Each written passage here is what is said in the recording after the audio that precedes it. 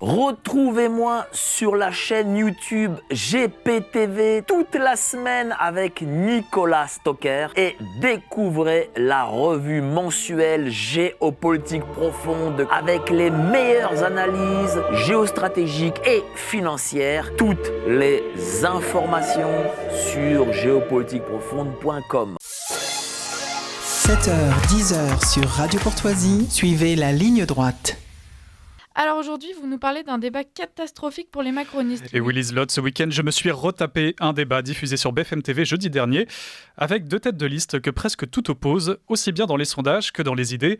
Valérie Ayé pour les macronistes et Jordan Bardella pour le RN.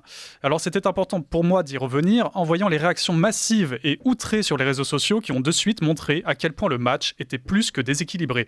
Alors le débat était donc animé par un certain Benjamin Duhamel, grand journaliste bien connu de nos auditeurs, et qui avait réalisé la première interview télé de Sarah Knafo, qui n'a d'ailleurs pas hésité à le remettre en place. Vous êtes la compagne d'Éric Zemmour, un secret, c'est quelque chose qui est assumé. On connaissait au Rassemblement national la politique de père en fille.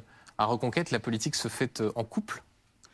La question m'étonne beaucoup venant de vous, Benjamin. Pourquoi ? Parce que je sais que vous aussi, vous subissez beaucoup ces accusations de piston, vous êtes le fils d'eux, vous êtes le neveu d'eux, etc. Donc ça m'étonne beaucoup venant de vous. Sarah Knafo, il vous a pas échappé que je ne me soumets pas au suffrage des Français. Ça change quelque chose ? Politique. Non, mais je vous pose la question. Est-ce que vous êtes d'accord que les accusations qu'on vous fait sont tout à fait injustes ? Vous avez votre talent, vous avez votre talent propre. Alors si vous voulez, on peut aborder mon parcours. Attendez, excusez-moi, puisque vous mettez en cause ma probité, ou en tout cas vous soulevez le fait que j'ai effectivement des membres de ma famille qui sont dans les médias.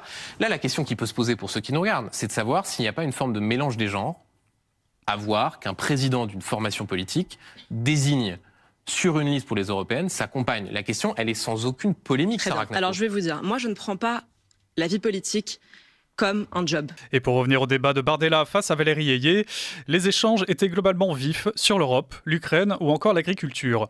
Mais ce qui a davantage intéressé les internautes, c'est cette intervention du président du RN qui a pointé certains financements occultes de la candidate macroniste et plus précisément sur ses liens avec les GAFAM. Une question plus que légitime et qui pourrait révéler un nouveau scandale d'État si les journalistes daignaient s'y intéresser. Le parti politique européen qui finance directement, madame, votre campagne électorale en France est financée par Microsoft, est financée par Amazon, est financée par Facebook, Meta, 18 000 € en 2022. Ce sont les financements qui sont déclarés sur le site de la Haute Autorité pour le contrôle des partis européens. Qui me parle alors ce soir, madame Ayé ? Parce que vous voyez, moi, je ne reçois pas de financement de grandes boîtes américaines. Et je comprends mieux pourquoi est-ce que vous êtes si dur avec les entreprises françaises.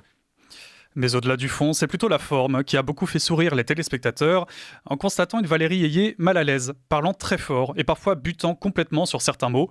Mais vous savez, en seulement 2 mois de campagne, on pourrait presque préparer une compilation des meilleurs lapsus de la tête de liste. C'est d'ailleurs ce que j'ai fait. Et moi, je suis allée en Ukraine, monsieur Bardella. J'ai rencontré Volodymyr Zelensky. Volodymyr Zelensky m'a dit merci. Et en Palestine, il y a eu de la cacophonie au début, il faut le dire. Moi, je le regrette. Moi, je suis attachée au droit d'asile.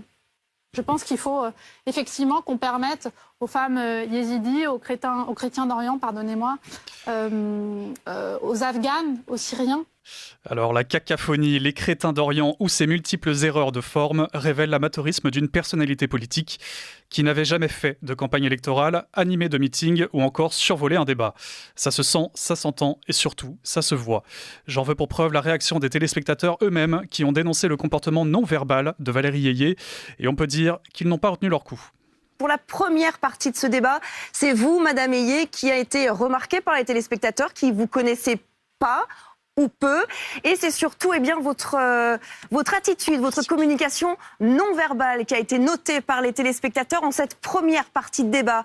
Regardez Pascal, et c'est un message qui est énormément revenu. La moindre des politesses est de regarder son interlocuteur dans les yeux. Madame Ayé, effectivement, il y a eu beaucoup de réactions sur le fait que vous étiez plutôt penché sur vos notes, que vous étiez plutôt tourné vers Benjamin Duhamel, en tout cas en début de débat, et que vous aviez du mal à observer votre adversaire.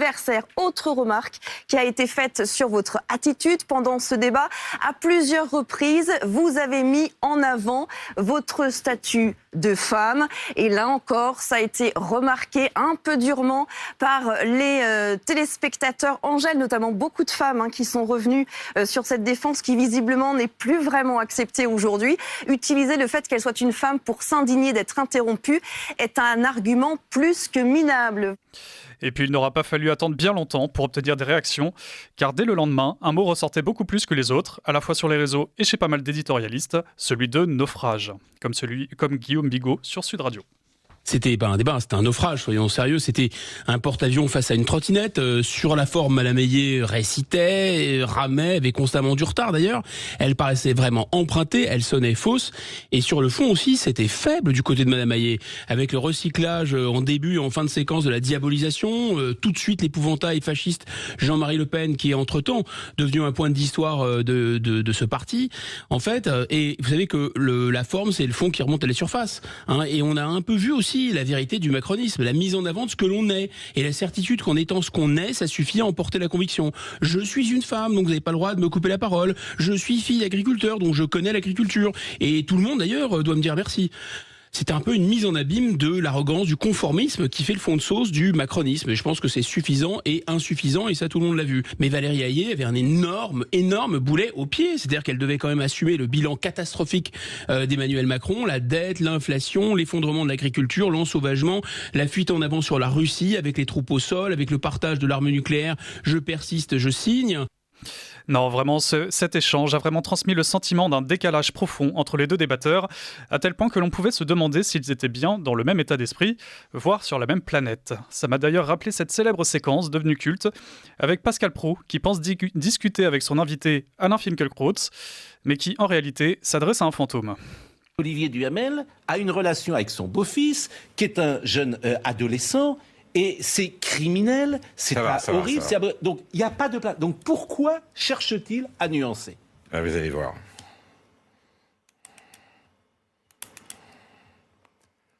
C'est ça ma question.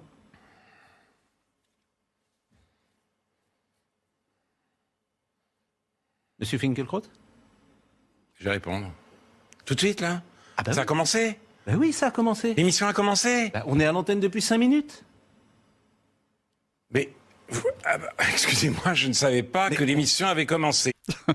Cette séquence résume assez bien ce débat entre les deux têtes de liste, qui, pour le moment, sont favoris dans les sondages.